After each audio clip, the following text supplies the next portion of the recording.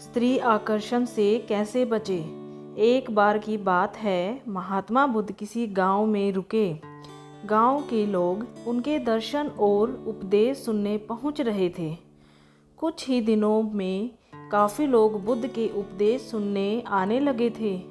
एक दिन बुद्ध के पास एक महिला पहुंची। उसने बुद्ध से पूछा कि आप तो किसी राजकुमार की तरह दिखते हैं, आपने युवावस्था में ही संन्यास क्यों धारण किया है। बुद्ध बोले, मैं 3 प्रश्नों के उत्तर जानना चाहता हूँ। हमारा ये शरीर अभी युवा और आकर्षक है, लेकिन ये वृद्ध होगा, फिर बीमार होगा और अंत में मृत्यु हो जाएगी। मुझे वृद्धावस्था, बीमारी और मृत्यु इन तीनों के कारण जानने थे, इसलिए मैंने संन्यास धारण किया है। बुद्ध की ये बातें सुनकर महिला बहुत प्रभावित हुई। उसने बुद्ध को अपने घर भोजन के लिए आमंत्रित किया। ये बात गांव के लोगों को मालूम हुई तो सभी ने बुद्ध से कहा कि वे उस स्त्री के घर न जाएं, क्योंकि उसका चरित्र अच्छा नहीं है। बुद्ध ने गांव के सरपंच से पूछा कि क्या गांव के लोग सही बोल रहे हैं। सरपंच ने भी गांव के लोगों की बात में ही अपनी सहमति जताई।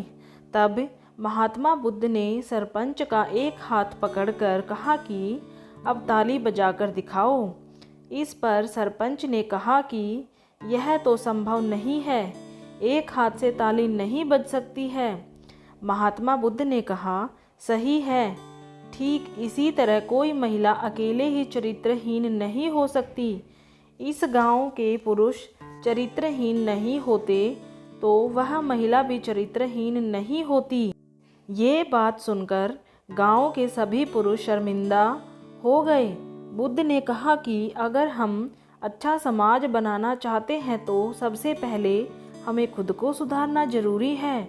अगर हम सुधर जाएंगे तो समाज भी बदल जाएगा। समाज की बुराई के लिए दूसरों को दोष देने से अच्छा है हम खुद बुराइयों से बचें। समाज में अच्छाई तभी बढ़ सकती है जब हम खुद अपनी बुराइयां छोड़ दें। हम सुधर जाएंगे तो समाज भी अच्छा हो जाएगा। किसी भी सुधार की शुरुआत खुद से ही करनी चाहिए। तो दोस्तों, आपको ये कहानी कैसी लगी कमेंट करके बताएं। और अगर अभी तक चैनल को लाइक और सब्सक्राइब नहीं किया है तो जल्दी से चैनल को सब्सक्राइब कर लीजिए। वीडियो देखने के लिए धन्यवाद।